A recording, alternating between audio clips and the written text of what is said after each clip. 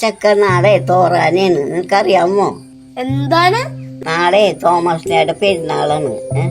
6 ആന ഒഴുകും. എന്റെ അപ്പം പറഞ്ഞിട്ടുണ്ട് 6 ആന പുഴയിൽ കൂടി ഒഴുകി പോയിട്ടുണ്ടെന്ന്. നിനക്കറിയാമോ? നാളെ പള്ളിയിൽ പോകണം. എന്റെ അപ്പൻ അങ്ങനെയാണ് പഠിപ്പിച്ചേക്കുന്നത്.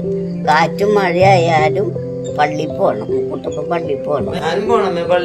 നീയും പോകണം, കൊച്ചും പോകണം പള്ളിയിൽ.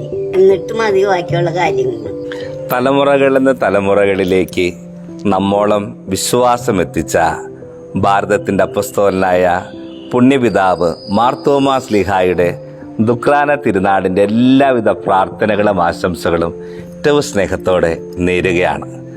ഉദ്ധിതനായ ക്രിസ്തു തൻ്റെ മുമ്പിൽ നിൽക്കുമ്പോൾ ഹൃദയം കൊണ്ട് തോമാശ്ലീഹ ഏറ്റുപറഞ്ഞു, എൻ്റെ കർത്താവേ, എൻ്റെ ദൈവമേ.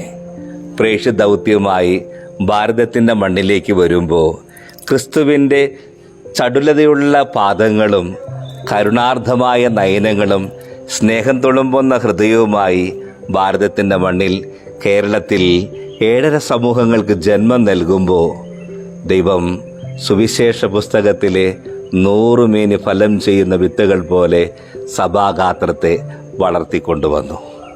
പ്രാർത്ഥനയിൽ തൻ്റെ ദൈവത്തോടൊപ്പമായിരിക്കുന്ന സമയത്ത് തിരുഹൃദയത്തിൻ്റെ തിരുമുറിവുകളിൽ നിന്ന് അനുഭവങ്ങൾ കൊണ്ട് സ്വന്തമാക്കിയ തിരുരക്തത്തിൻ്റെ അഭിഷേകം ഒഴുക്കുന്നത് പോലെ പ്രാർത്ഥനയുടെ സമയത്ത് രക്തസാക്ഷിയായി വീണ്ടും ദൈവസന്നിധിയിലേക്ക് കടന്നു പോകുമ്പോൾ പുണ്യപിതാവിനെ പ്രാർത്ഥനയോടെ ജൂലൈ 3-ാം തീയതി നമ്മളോർത്ത് പ്രാർത്ഥിക്കുമ്പോൾ ഞങ്ങളുടെ ജീവിതങ്ങളിലേക്ക് പകർന്നെന്ന വിശ്വാസം മങ്ങലേൽക്കാതെ, കാറ്റിലും കോളിലും കെട്ടുപോകാതെ വരും തലമുറകളിലേക്ക് പ്രകാശമായി പകർന്നു കൊടുക്കാൻ, അനുഭവിച്ചറിഞ്ഞ ദൈവസ്നേഹത്തിൻ്റെ ആഴങ്ങൾ കുടുംബജീവിതത്തിൻ്റെ ഇടനാഴിയിലും ഇടവഴികളിലും പങ്കുവെച്ചു കൊടുക്കാൻ തോമാശ്ലീഹായെ ഞങ്ങൾക്ക് വേണ്ടി, ഞങ്ങളുടെ കുടുംബങ്ങൾക്ക് വേണ്ടി പ്രാർത്ഥിക്കണമേ.